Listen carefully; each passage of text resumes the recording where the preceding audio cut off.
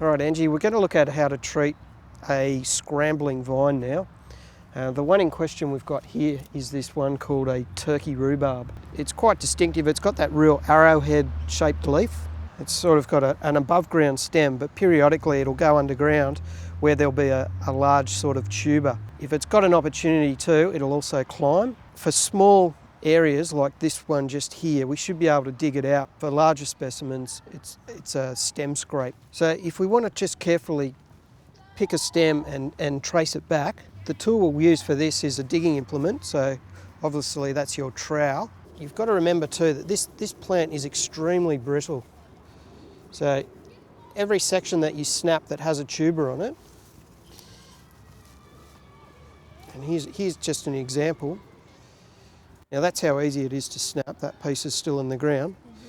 But you can see these tubers along here. So for each one that gets snapped along and left in the ground, they've got the capacity to regrow again. It's really important to get all those out. These get really large too. It's not uncommon for them to be, a good rock melon size. So we just need to follow that along. And if it's too great an infestation, that's where you'll resort to using your chemical alternative. But in a small area where there's not too much, you should be able to dig it out. Now, if you don't get it all in one go, obviously you're just going to have to treat it a few more times with some follow-up hand weeding.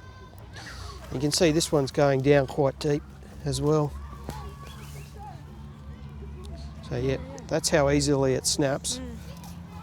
It's a very succulent plant, so we bag that and we're done.